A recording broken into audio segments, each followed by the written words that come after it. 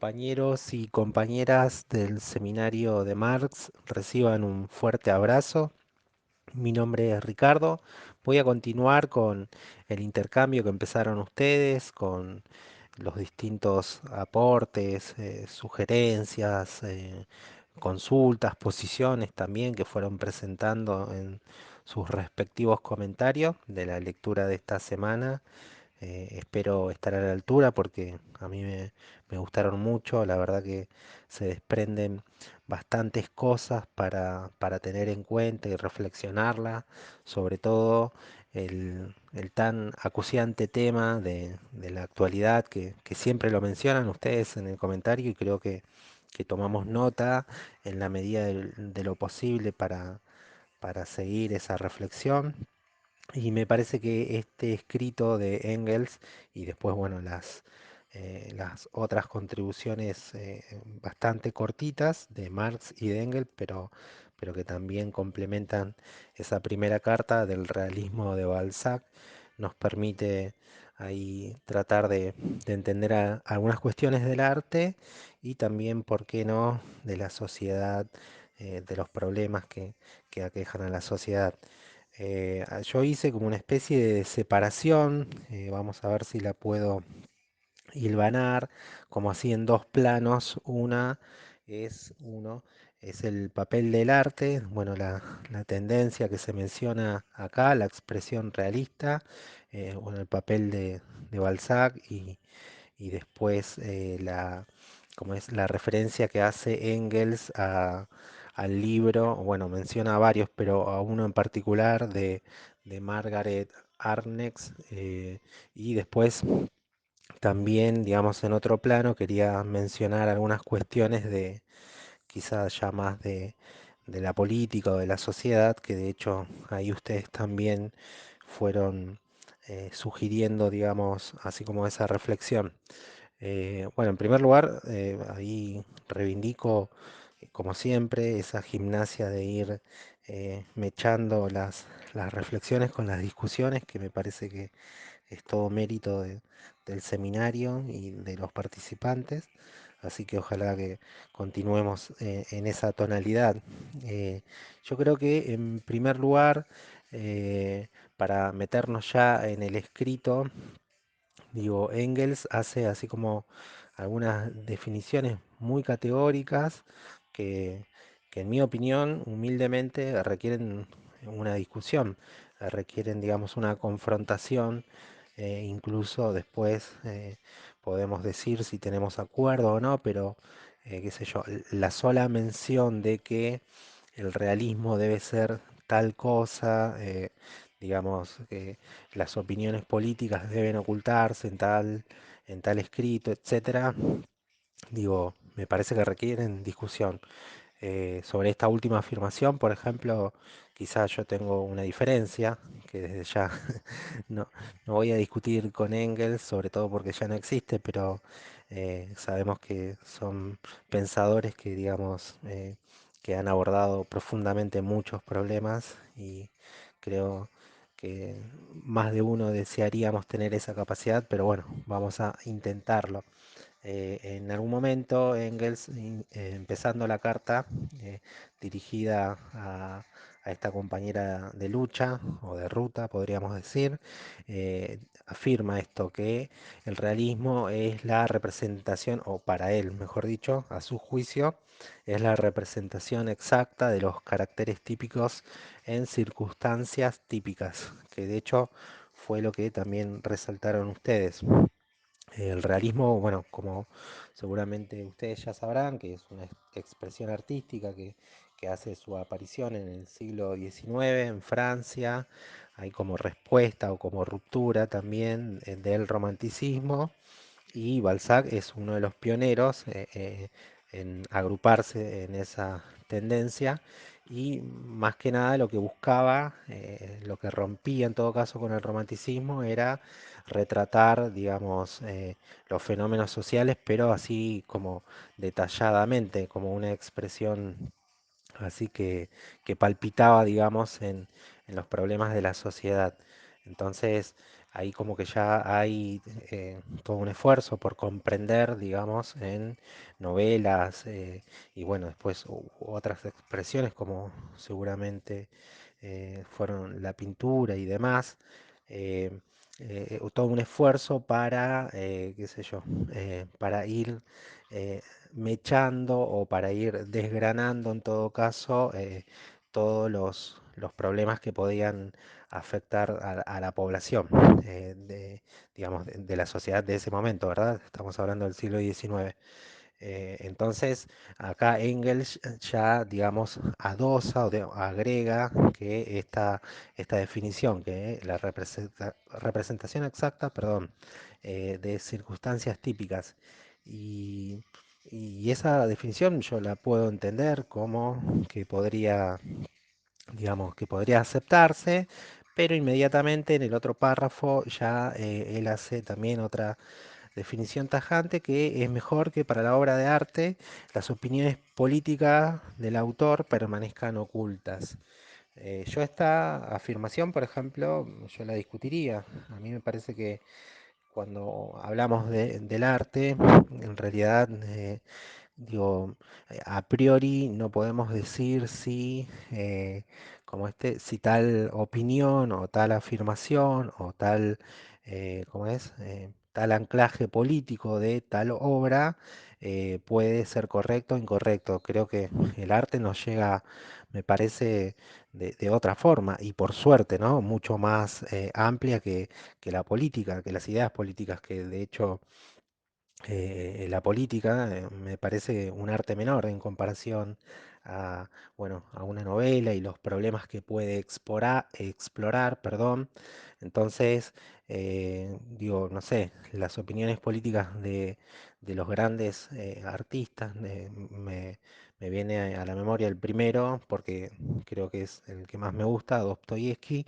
Digo, no siempre fueron quizá progresivas o no siempre que incluso se acopló, que ya en la propia Rusia existían movimientos, revolución, bueno, no movimientos, pero sí grupos que se identificaban como luchadores sociales, algunos revolucionarios, y no necesariamente Dostoyevsky, a pesar de tener un breve paso por algún círculo obrero, círculos de intelectuales, no necesariamente su obra iba en concordancia con esas ideas progresistas para ese momento. Entonces yo hago toda esta mención porque en primer lugar yo no comparto esta opinión de Engels, que de hecho ustedes también acá mencionan, Germán es el que se preguntaba o destacaba, digamos, este fragmento de la carta de Engels, que la opinión política debía ocultarse o no, o que Engels hacía mención que no era muy realista como perdón, la obra de su compañera o a quien va dirigida la carta, a Miss Harnex.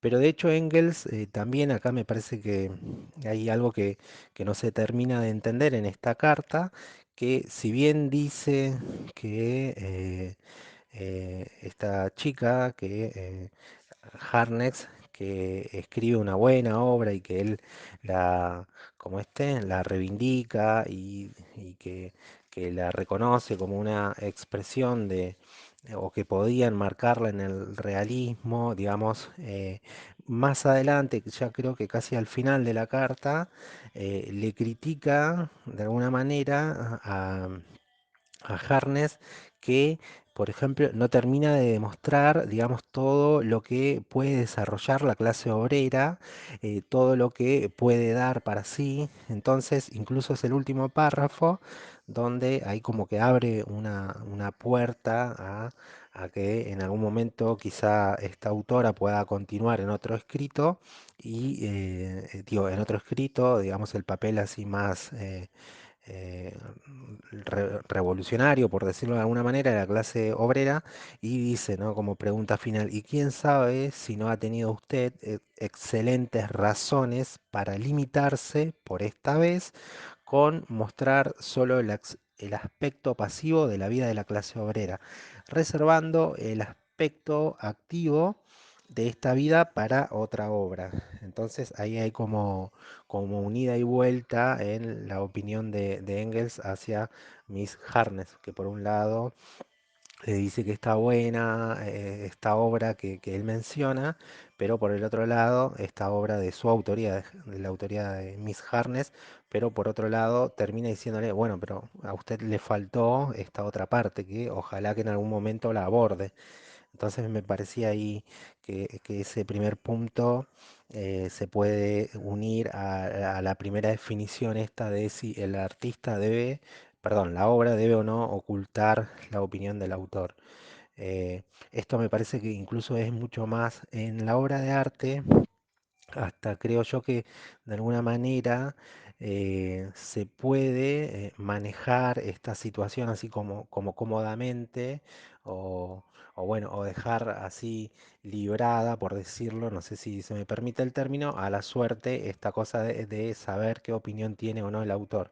Esto es más problemático, por ejemplo, capaz en los historiadores, que muchas veces, digamos, por no digamos, así declarar sus intenciones, como que hacen análisis rebuscado de si tal hecho político u hecho histórico, digamos, eh, que tiene la simpatía de... Hay una frase muy linda de Trotsky que creo que citando un historiador francés que decía que el autor, el historiador debe mantenerse al margen de los hechos y colocarse por encima del muro o algo así. Entonces, así Trotsky, como de forma socarrona, decía, bueno, está muy bien lo que usted dice, pero estaría bueno saber qué pasaría si en plena guerra civil uno se colocaría en el muro de dos campos en lucha. No creo que sea muy aconsejable. Entonces menciono todo esto porque de la frase de Engels, si es mejor, se desprende toda una serie de discusiones, que de hecho son discusiones que también se desprenden en otros aspectos del arte. Me parece que el arte a nosotros nos llega o nos sensibiliza por tal o cual motivo. Algunos será por destacar, digamos, lo sombrío o lo traumático o lo real, así insoportable de las vivencias de la clase trabajadora o los campesinos. Menciono, digamos, a estos dos estratos de la sociedad porque son los que más sufren desde ya junto con las mujeres y también nos puede encantar alguna novela burguesa como alguna de Thomas Mann o La montaña mágica, por ejemplo, que no hay, digamos, ningún personaje que se muera de hambre, digamos, o que padezca cosas insufribles, etcétera. Entonces, digo, no necesariamente siempre la opinión política de un autor tiene por qué contar. Bueno, después incluso ustedes han hecho algunas observaciones que me parecen muy agudas, que no quiero dejar pasar por alto. Fue Nora quien dijo que el arte como expresión de como comprensión, perdón, de los fenómenos sociales, el buen arte transmite el realismo del momento. Bueno, esa es otra de las cuestiones que también quería mencionar, que ustedes fueron varios los que mencionaban que cuestiones o para entender más cosas actuales. Incluso Carlos decía, ¿cómo, a dónde acudir para entender conocer la realidad? Bueno, eso es algo, una tarea, creo, titánica, que en realidad eh, uno tiene que estar, digamos, con la predisposición y no muchas veces por el tiempo que tenemos los trabajadores podemos hacerlo. La predisposición a escuchar, o a leer o a ver o tratar de incluso tener algún vínculo con organizaciones trabajadoras, etcétera. Entonces es como un trabajo que nos absorbe todo el día de alguna manera. Entonces, por eso es la lucha de en realidad todos los movimientos revolucionarios o los movimientos de izquierda por, qué sé yo, primero disminuir la jornada laboral, cuando no, en todo caso, abolir el trabajo, que es lo que permitiría de alguna manera que uno se dedique al ocio, a la recreación artística o a la creación Entonces, es como para comprender ciencia. Yo no creo que la clase obrera esté en contra, la clase obrera o sectores populares, de estudiar ciencia, de conocer más cosas de la física, de la biología, de la química. Simplemente es que uno también tiene un ritmo de vida. Siempre hablando de los trabajadores y sectores populares que no le permite dedicarse un tiempo a seguir esos debates o esos descubrimientos.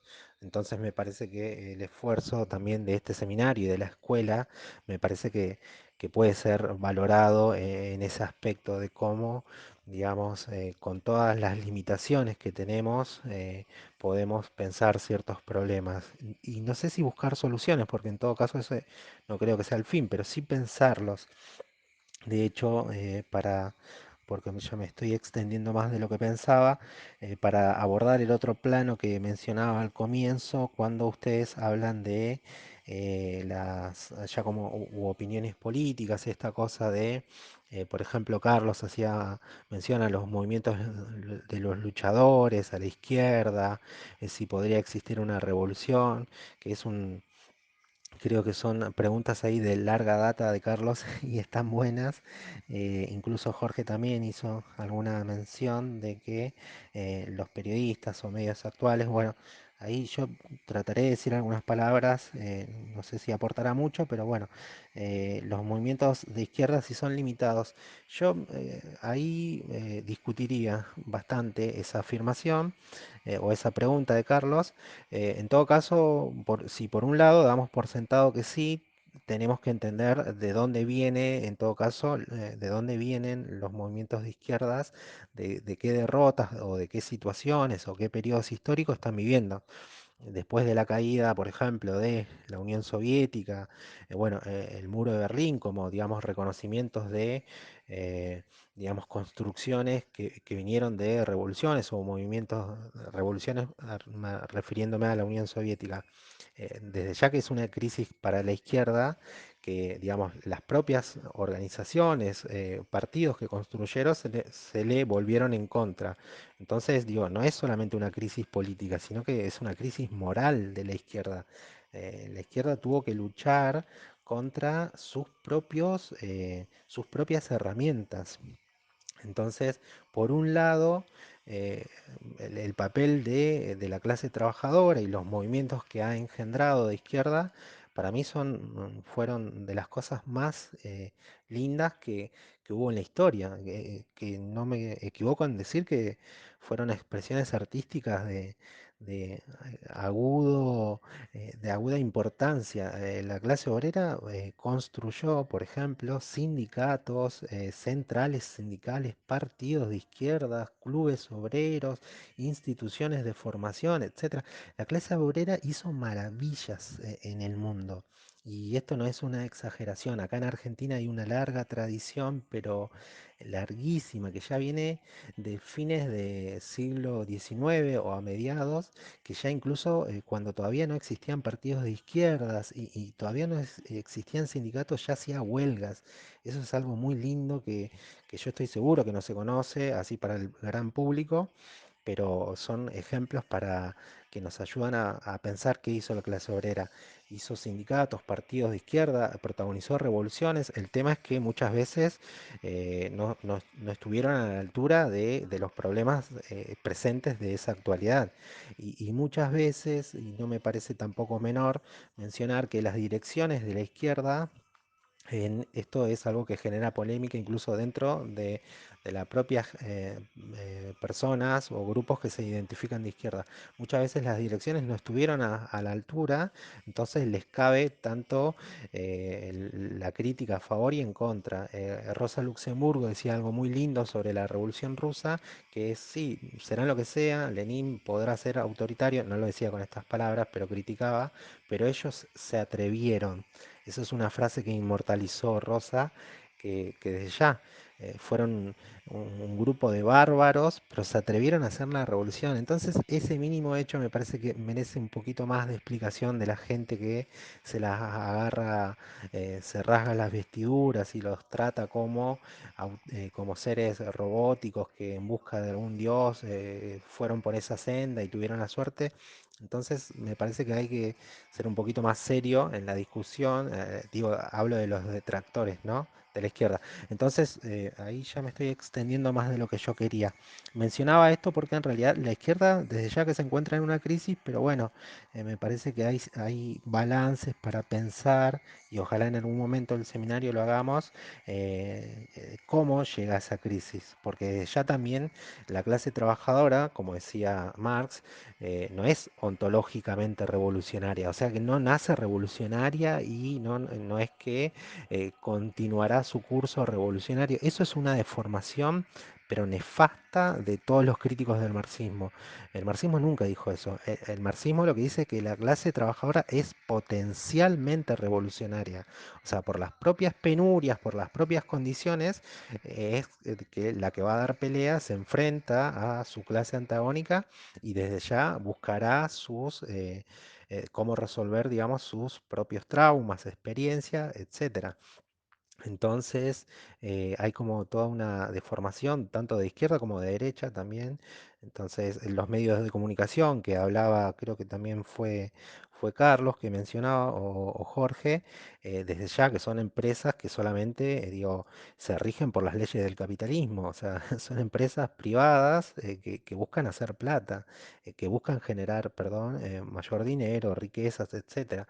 Están en manos de capitales privados y que incluso hay la ironía, digamos, de estas empresas que muchas veces tienen informativos o noticieros que uno tiene que entender que informa o difunden noticias o problemas, etcétera, más sentidos de la realidad y tampoco hacen eso, tampoco lo que buscan es mayor audiencia y ver cómo explotar a sus empleados que son conductores de televisión, etcétera.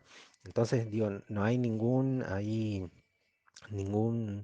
eh, no hay ningún papel progresivo, digamos, de los medios de comunicación.